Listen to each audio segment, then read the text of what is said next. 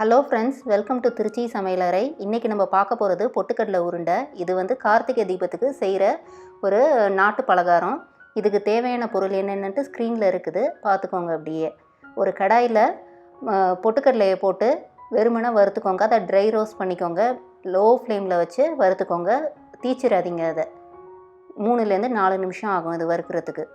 ஸ்ட்ரைட்டாக கூட நம்ம யூஸ் பண்ணலாம். ஆனால் இப்படி வறுத்து போட்டால் இந்த உருண்டை வந்து கிறிஸ்பியாக இருக்கும். கொஞ்சம் நல்லா வறுத்துக்கிட்டு தனியாக வச்சுருங்க. இதை எடுத்து அடுத்தது இன்னொரு கடாயில் வெல்லம் 1/2 கப் போட்டுக்கிட்டு அதில் வந்து 1/4 கப் தண்ணி விட்டுக்கோங்க. இது வந்து பாகு வெல்லம், மண்டை வெல்லம்பாங்க. இதை லோ ஃப்ளேமில் வச்சு அப்படியே நசுக்கி விட்டிங்கன்னா, அதை வந்து நான் கொஞ்சம் இடிக்காமல் போட்டிருக்கிறேன். நசுக்கி விட்டிங்கன்னா அது கரைஞ்சிரும். இப்போ பார்த்திங்களா, ஃபுல்லாக கரைஞ்சிருச்சு.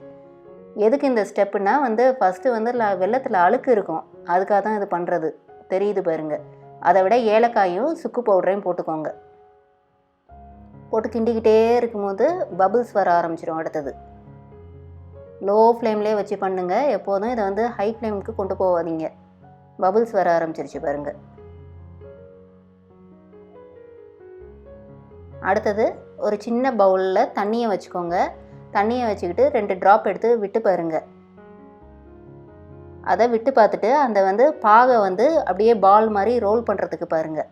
இங்கே பாருங்கள், சின்னதாக தெரியும். நான் நல்லா க்ளோஸ்அப்பில் காமிக்கிறேன் பாருங்கள். அடுத்தது இப்படி வருதுன்னா இது வந்து நல்ல ஒரு ஹார்ட் பால்க்கு ரோல் பண்ணுங்கள்.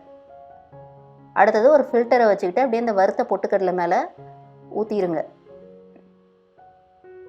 அழுக்கெல்லாம் வெளியில் வந்துடும்.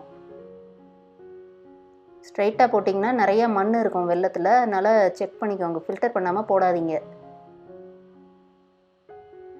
ரொம்ப சூடாக இருக்கும். ஒரு கரண்டியை வச்சு மெதுவாக கிண்டிக்கிட்டு வாங்க. ஃபஸ்ட்டு லூஸாக இருக்கிற மாதிரி இருக்கும், ஆனால் வந்து கிண்ட கிண்ட அது வந்து டைட்டாகிடும். பாருங்கள், டைட் ஆகிட்டே வருது பாருங்கள். கொஞ்சம் லைட்டாக ஒரு டீஸ்பூன் நெய்யை விட்டுக்கிட்டு திருப்பி கிண்டுங்க.